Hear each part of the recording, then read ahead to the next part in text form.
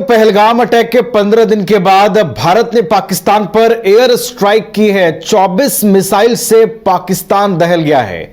खबरें यह है कि 9 आतंकी ठिकानों को भारतीय सेना ने तबाह कर दिया है। भारतीय थल सेना, भारतीय वायु सेना और भारतीय जल सेना, ये तीनों सेनाओं ने कार्रवाई की है और इस कार्रवाई में पाकिस्तान के बड़े आतंकी ठिकानों को तबाह कर दिया गया है, जिसमें जैश ए मोहम्मद, लश्कर तैयबा के आतंकी हेडक्वार्टर को भी निशाना बनाया गया है और ये आतंकी ठिकाने भी तबाह हो गए हैं। इस वक्त हमारे साथ हमारी सहयोगी करिश्मा भी जुड़ी हुई हैं। करिश्मा के पास चलेंगे। करिश्मा जेएमएम में इस वक्त मौजूद हैं। करिश्मा, देखिए, देश भर में जश्न का माहौल है। ऑपरेशन सिंदूर ने वो सफलता पाई है जिससे हर देशवासी गौरवान्वित हो उठा है। आपकी पहली प्रतिक्रिया क्या है और आप जेएमएम पहुंची हैं, वहां से भी प्रतिक्रिया लेने की कोशिश कीजिए। जी नवीन, पहलगाम में 22 अप्रैल को जो हमले हुए हैं, कई निर्दोषों की जान गई है जम्मू कश्मीर के पहलगाम में, और उसके बाद से आपने देखा होगा कई जो बैठक है वो लगातार हो रही थी और इस बीच प्रधानमंत्री नरेंद्र मोदी ने कई बड़े फैसले लिए थे। और देखिए, अब जो खबरें सामने आई है वो यही है कि भारत ने अपना बदला जो है वो पाकिस्तान से ले लिया है। इस वक्त हमारे साथ झारखंड मुक्ति मोर्चा के वरिष्ठ नेता मनोज पांडे भी मौजूद हैं। हम बातचीत करेंगे और इनसे जानेंगे कि भारत ने उस हमले का जो बदला है वो पाकिस्तान से ले लिया है। 22 अप्रैल को जो आतंकी हमले होते हैं, कई निर्दोषों की जान जाती है, इसको झारखंड मुक्ति मोर्चा कैसे ले रही है जो एयर स्ट्राइक किया गया है? देखिए, सबसे पहले तो जय हिंद। हमारा भारत महान, हमारी सेना अद्वितीय, उनका शौर्य और पराक्रम हम सभी देशवासियों को उस पर भरोसा है। और सेना ने जो स्ट्राइक शुरू किया है, हम सभी, जो सरकार का निर्णय है, केंद्र सरकार का, हम इस घड़ी में तमाम राजनीतिक मतभेदों को भूलकर हम केंद्र सरकार के फैसले के साथ खड़े हैं। हम उम्मीद करते हैं इसके सकारात्मक नतीजे आएंगे। जिस तरह से हमारे भाई बहनों का 100 छत बिछत हालत में थे, वो दर्दनाक मंजर, वैसा ही मंजर पाकिस्तान में दिखे, आतंकवादियों के 100 भी उसी तरह से छत विछत दिखे और आइंदा ऐसी हरकत, ऐसी हिमाकत करने का कोशिश पाकिस्तान न करे, आतंकवादी न करें, ये हम उम्मीद जताते हैं। भारतीय सेना की ओर से ऑपरेशन सिंदूर लॉन्च कर दिया गया है और ऐसे में कहा जा रहा है कि आने वाले समय में इसी तरीके से जो हमले हैं वो पाकिस्तान में देखने को मिलेंगे, जिस तरीके से आज एयर स्ट्राइक किया गया है। तो क्या लगता है, आप लोग केंद्र सरकार से क्या कुछ उम्मीद लगाए बैठे हैं? देखिए, केंद्र सरकार पर हम पूरा भरोसा कर रहे हैं। हमारे देश की एकता, अखंडता, संप्रभुता पर कोई आंच न आए। हमारा भी सरकार, हमारे सरकार भी, हमारे प्रधानमंत्री भी मोदी जी हैं, गृह मंत्री अमित शाह जी हैं। राजनीतिक मतभेद भले ही हो सकते हैं, लेकिन इस घड़ी में हम उम्मीद करेंगे कि कड़े से कड़े फैसले लिए जाएं और तमाम विपक्षी दल सरकार के फैसले के साथ खड़े हों। हम लोग भी खड़े हैं, लेकिन अगर इस तरह के कड़े फैसले और मजबूत फैसले पुलवामा के समय लिए जाते, उड़ी के समय लिए जाते, पठानकोट के समय लिए जाते, तो आज ये पहलगाम नहीं होता। एक T7 में थोड़ी सी इंटेलिजेंस फेल्योर के कारण कहीं न कहीं आज हमारे लोगों के साथ इतना बड़ा दुर्घटना हुआ। तो सरकार की कहीं न कहीं चूक थी, सरकार ने भी माना था। तो अब उस चूक को सुधारने का समय है। सटीक इंटेलिजेंस रिपोर्ट के आधार पर हमले हों ताकि एक भी आतंकवादी पाकिस्तान के सीमा के अंदर जीवित ना बचे। खबरें सामने आ रही है कि जहां पर भारत के खिलाफ जो योजना बनाई जा रही थी आतंकवादियों की ओर से, पाकिस्तान में 9 ऐसे आतंकवादी ठिकाने थे जहां एयर स्ट्राइक किया गया, जहां उनका जो योजना, जहां पर कह सकते हैं जहां पर वो लोग योजना की तैयारी कर रहे थे, उन तमाम ठिकानों को उड़ा दिया गया है। इसको किस रूप में ले रहे हैं? देखिए, हम लोगों ने देखा था लादेन को किस तरह से अमेरिका ने घुस के मारा था पाकिस्तान के अंदर। आज क्या हमारे देश में वो क्षमता नहीं है? हमारे सेना में वो शौर्य और पराक्रम नहीं है? क्या हम हाफिज सईद और अजहर मसूद को उनके घर में घुस के नहीं मार सकते हैं? हमें लगता है, लेकिन एक इच्छा शक्ति का अभाव था। आज इच्छा शक्ति ये सरकार अगर पैदा कर लेती है तो हम घुस के मारेंगे। वो आतंकवादी जिंदा कैसे रहेंगे? आज जो एक आतंकवादी ही मैं बोलूंगा, दाऊद इब्राहिम, आज मजे से रहता है, उसकी तस्वीरें भी आती हैं, लेकिन हम लोग कुछ नहीं कर पाते। यहाँ हम लोगों को एक दृढ़ इच्छा शक्ति और बेहतर इंटेलिजेंस रिपोर्ट के आधार पर कार्रवाई हो तो मुझे लगता है सकारात्मक परिणाम है। सिविल डिफेंस मॉक ड्रिल का भी कई राज्यों में इसका आयोजन किया जा रहा है। राजधानी रांची भी शामिल है और झारखंड के और भी अन्य जिले हैं वो भी शामिल है। इसको किस रूप में ले रहे हैं, क्योंकि कहा जा रहा है कि इस बीच एयर रेड वार्निंग सायरन जो है उसको भी बजवाया जाएगा और इससे ये भी संदेश दिया जा रहा है कि जो भी आम नागरिक है, जो युवा है, वो अपने आप को कैसे सुरक्षित रखे जब दुश्मनों की ओर से हमला किए जाएंगे। तो इसको किस रूप में ले रहे हैं, इस पहल को किस रूप में ले रहे हैं, क्योंकि कहा जा रहा है कि 1971 के बाद ये दूसरी मर्तबा है जो इस तरीके का दिशा निर्देश दिया गया है। देखिए, युद्ध के समय मॉक ड्रिल 1971 में हुआ था, अभी फिर वैसी परिस्थितियां उत्पन्न होने के कगार पर हैं। हम हरेक नागरिक का एक कर्तव्य बनता है, हम सभी कुछ सरकार पर नहीं छोड़ सकते।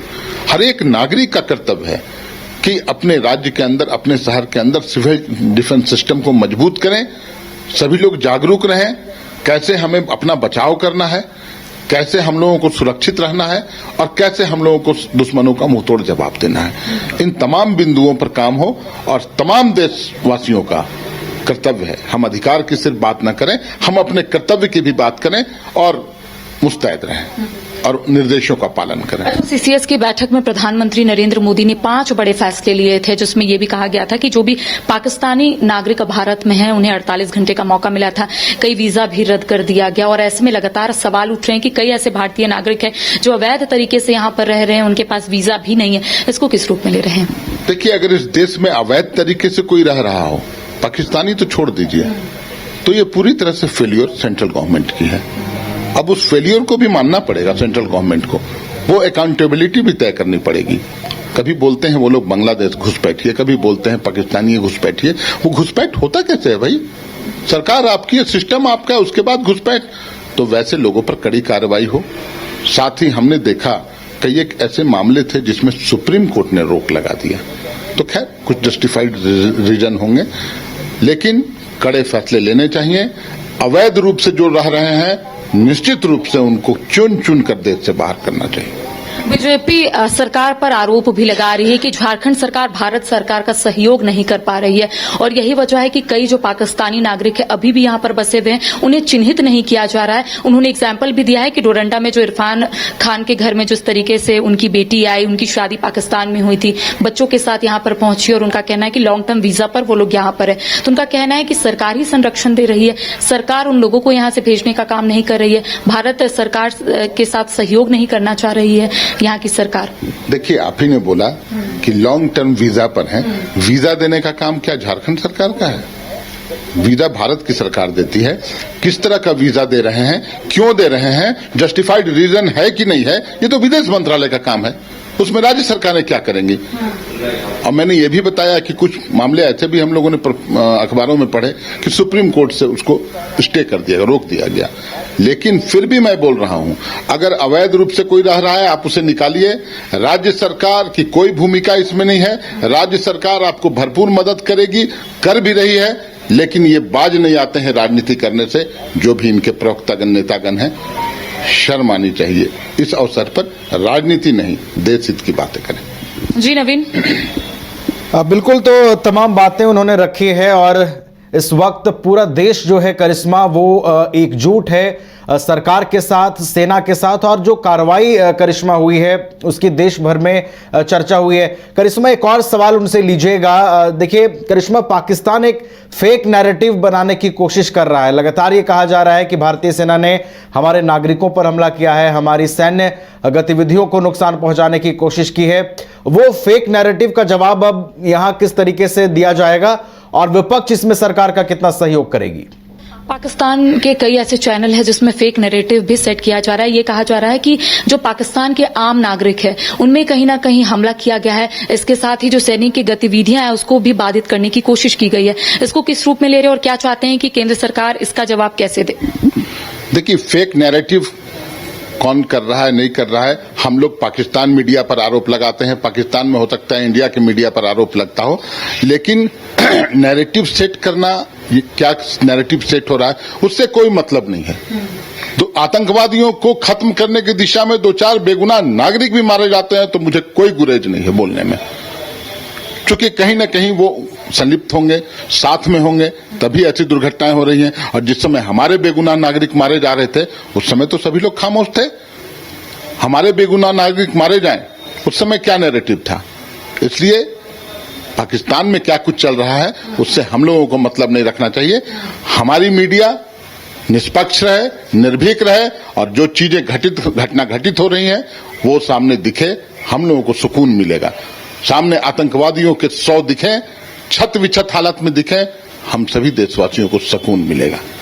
तो देखिए नवीन, यहाँ पर मनोज पांडे का स्पष्ट तौर पे कहना है कि पाकिस्तान की जो मीडिया है वो क्या दिखा रहे हैं, इससे भारत में किसी को फर्क नहीं पड़ना चाहिए। भारत की मीडिया किस तरीके से दिखाती है, निष्पक्ष तरीके से दिखाती है, ये एक देखिए जिस तरीके से आपने ये भी देखा होगा कि अभी जो खबरें सामने आ रही है नवीन, कि ये कहा जा रहा है कि पाकिस्तान में 9 ऐसे ठिकाने हैं जहां पर आतंकवादी रह रहे थे, वहां से कहीं ना कहीं एक योजना जो है वो तैयार कर रहे थे कि किस तरीके से भारत में आने वाले समय में हमला बोलना, और वही जो नतीजा है वो हमें देखने को मिला पहलगाम में, जो आतंकी हमले होते हैं और निर्दोषों की जान जाती है। और उसके बाद जिस तरीके से बैठक होती है उसके बाद कई सवाल उठ रहे थे। हालांकि आपने देखा होगा कि कांग्रेस का भी स्पष्ट तौर पर यही कहना था कि अगर केंद्र सरकार कड़े कदम उठाती है तो हम लोग साथ हैं। उसी तरीके से आपने सुना कि जेएमएम का भी स्पष्ट तौर पर कहना है कि केंद्र सरकार अगर इसी तरीके से कड़े कदम उठाएगी तो हम लोग उनके साथ है। जी चलिए, तो पूरा विपक्ष एक साथ है, जो भी सरकार की स्ट्रैटेजी है और अब भारतीय सेना ने जो कार्रवाई की है उस पर जो है सहमति है। और इस वक्त पूरे देश भर में जय हिंद की गूंज है, लोग जश्न मना रहे हैं और अपनी सेना पर गर्व महसूस कर रहे हैं। पाकिस्तान पर एक बड़ी कार्रवाई हुई है, 9 आतंकी ठिकानों को भारतीय सेना ने तबाह करके पहलगाम हमले का करारा जवाब दिया है। बहुत बहुत धन्यवाद करिश्मा, आपका हमारे साथ जुड़ने के लिए, तमाम जानकारी हम तक साझा करने के लिए। अगर आप देश के किसी भी कोने में रहते हैं, अगर आप पटना आना चाहते हैं और घर जैसे रहने और खाने का आनंद लेना चाहते हैं तो एक बार जरूर आए होटल डायमंटन। संपर्क करें 9572759746, 9031859981, 0612400158 एड्रेस अपोजिट विद्या संस्कार स्कूल, रंजन पथ, गोला रोड, बेली रोड, पटना 801503।